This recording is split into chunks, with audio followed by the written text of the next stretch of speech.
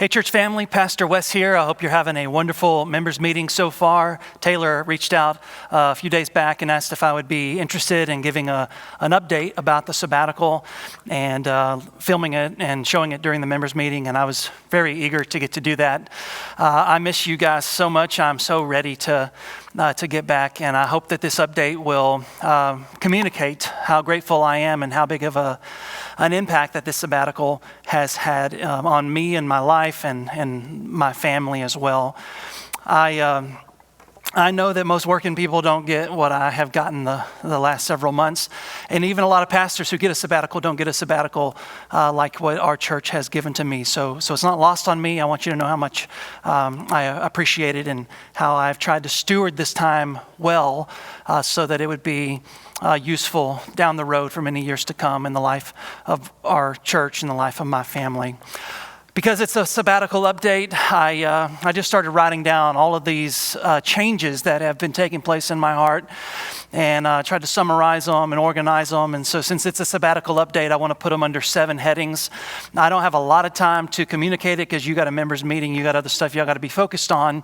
And so I wrote a letter or a little article. I printed it out if you want the longer version, but I want to try to list these 7 things. The first and most important change in my heart, and these are changes that I didn't really know I needed as bad as I needed them until this sabbatical season. But the first and biggest one was just a fresh, renewed joy and contentment in the Lord. There is something about just getting away and spending unhurried, undistracted time alone with God without the pressures and demands of life that is spiritually energizing, and it creates perspective that sometimes we lose. And that was certainly the greatest gift of this sabbatical in my life. Because pastors are called by God to shepherd organizations like churches, and it becomes pretty easy for a pastor to lose perspective and to kind of wrap up your identity in the success of your ministry. And that'd be one thing if everything was going great all the time, then I guess you'd never have any crisis of identity.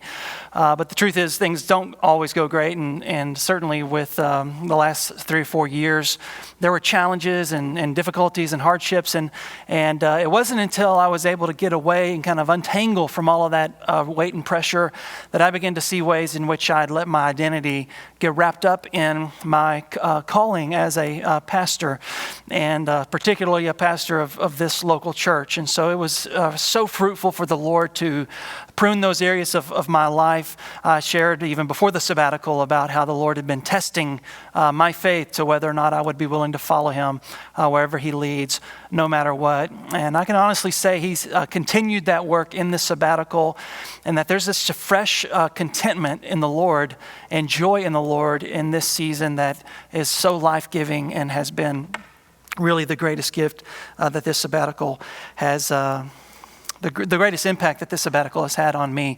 It reminds me of what the Apostle Paul in Philippians chapter 4, verse 13, when he said, I've had things go really, really well, and then I've had things go really, really poorly. But I've learned in every season to be content because I can do all things through Christ who gives me strength. And I pray and hope the Lord leaves me at Broadview for many years to come. But I can honestly say, no matter where the Lord may take me, and no matter what the Lord may do, no matter what season, whether it's a valley low or a mountain high, that there's just this sweet fellowship with the Lord that this sabbatical has brought. The second biggest change was just a renewed love and commitment to my family. I heard a message on leadership. Actually, I heard it a long, long time ago, but I re-listened to it during this sabbatical. And it was a challenge for senior leaders to focus on what only you can do. Because when you get focused on other things that other people could do probably better than you do, then you stop focusing on the things that only you can do, and your organization is ultimately harmed and your effectiveness is ultimately hindered. And that's a great leadership principle and something I hope to take to heart as a senior leader, senior pastor. But the message was very convicting for me at a personal level in my home, because there are things that only I can do in the home that I think we're not being fleshed out in the way that they needed to be. Now, I would never intentionally outsource my responsibility as a husband and as a father, but there is a sense in which only I can be Audra's husband, at least her first husband, hopefully only husband. Only I can be the biological father to Blaze. And so there even though I would never say out loud or intentionally communicate that I want to outsource those jobs, I think my weekly schedule had communicated otherwise. And there were just, I was keeping hours and doing things that communicated that my family was not my first ministry. And the Lord convicted me of that during this time because I was spending so much more time with my family, and my heart was just so encouraged and blessed by that time, and began to see how I had neglected that primary responsibility. And really needlessly so. It wasn't as if the demands of this job were so heavy that I had to do that. A lot of it was because I wasn't focused on the things that only I should be doing, and had kind of made a lot of things urgent, but not focused on the things that were most important. And so it's been awesome just to hang out with my family. I get to see what lunchtime looks like. Get to see what happens after school. We get to share a regular dinner time. Not coming in, late at 7:30 or getting back from church services at like 9 at night. Really gotten to spend time with my family. We were so blessed by members of our church who let us go to New Mexico with Ken Trevathan, and there was a retreat camp in Alamosa Canyon in Colorado that one of our members connected us with. That was so amazing. Just this last week, spent a week on Lake Brownwood. As a Lifeway trustee, went to Tennessee. So many different places that I was able to travel, and the ones that I went with my family were just so life-giving and amazing, and really put things back in perspective on what's most important. The third change was a renewed energy in my physical body. I know this doesn't sound spiritual, and it's not super spiritual, but there's just so much more energy that I have. Pre-sabbatical, really post-COVID, I let myself get out of shape again. And you guys remember when I first came as pastor, I was pretty large and in charge, and then I got in shape, lost a lot of weight. But I'd kind of let myself get back to an unhealthy place. And when you got nothing but time on your hands and you need to fill it, I started going back to the gym, and I was committed to getting healthy again. And I was so shocked by how much more energy I had from committing to getting back in a regular exercise routine. I have lost, pounds and inches and all that stuff. But the thing that I think is the most important contribution is I actually want to get up in the mornings. I don't want to just, I'm not dragging myself out of bed. Right before the sabbatical, I had my doctor actually put me on blood pressure medicine because of my being out of shape and stress and all the other stuff. And I just feel like a totally different man. And the thing is not just physical in terms of my physical body, but my mind. I'm able to remember things I was forgetting. I thought it was COVID fog or something like that, but I'm much sharper, and that's been an awesome contribution of the sabbatical. The fourth, and maybe this is where I'll stop. You can read the rest if you want to. I know I've only got about 10 minutes in this update. But the fourth and most essential contribution of the sabbatical was a renewed commitment to Broadview to serve as your senior pastor. I know a lot of pastors use their sabbatical as an opportunity to leave, go find something else to do. Some get out of ministry altogether. That's been happening a lot ever since COVID and 2020. And I was open to the Lord moving in my heart to say, do whatever you want to do, Lord. But that was not my intention going in. I prayed and asked the Lord, if it would be your will, would you renew my passion and my commitment to pastoring this local church, because I love it so much. I love the people so much.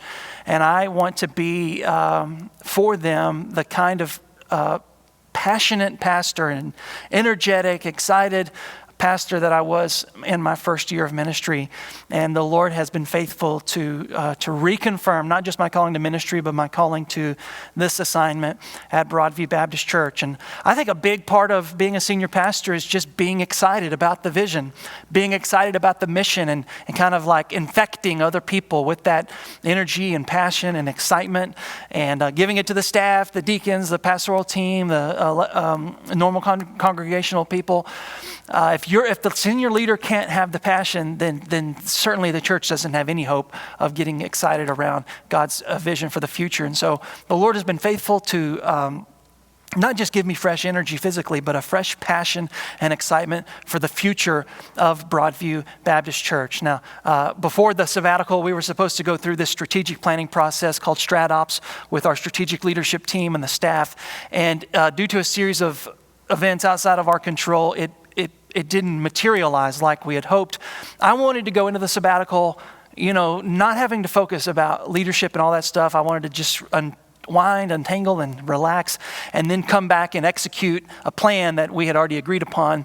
And that all blew up. But I think the Lord knew what he was doing, and the Lord used this season in my life, and I honestly think he used this season in the life of our church to do things and speak things and accomplish things that will shape the nature of that vision moving forward. And it's certainly changed the dynamics of me as an individual going through that process. So when I come back, we'll finish the strategic leadership team and the strat ops process, and hopefully help materialize and give language around that concrete vision for us to chase after as a church in 2024. And I am so excited and just eager to do whatever it takes to make that vision become a reality. And doing that requires hard decisions and hard choices, and sometimes long hours and difficult things that need to be done. But I'm just back to a place where, as a senior leader, I will do whatever it takes, lead however we need to lead, so that day comes. And I am convinced that God's greatest days for Broadview Baptist Church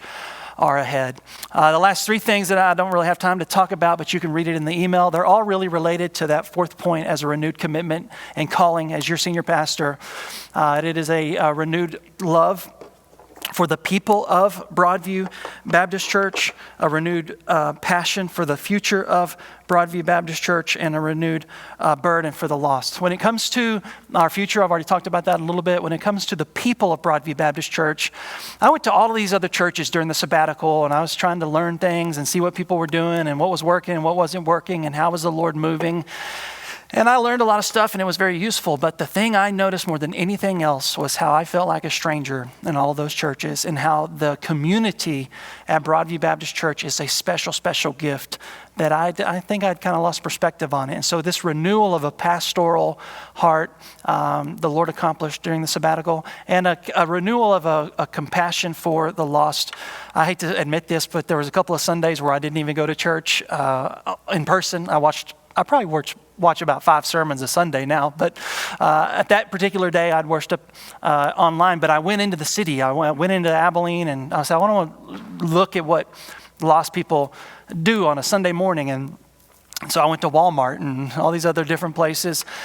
And it was just really, really informative. And as when Jesus would look at the crowds, he'd look at lost people. He had compassion on them because they were like sheep without a shepherd.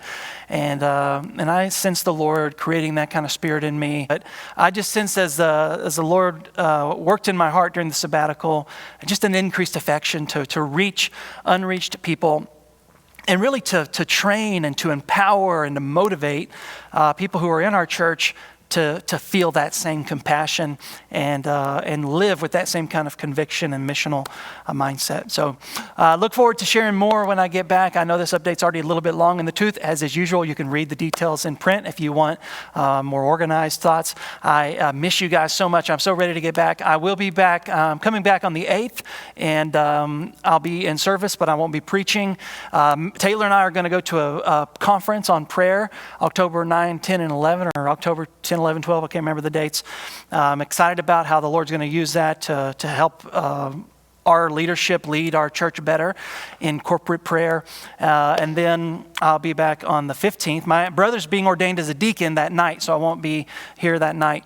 But I will be here in that morning, and just look forward to get to see everybody. My first Sunday back in the pulpit will be the following Sunday. I think that's the 22nd.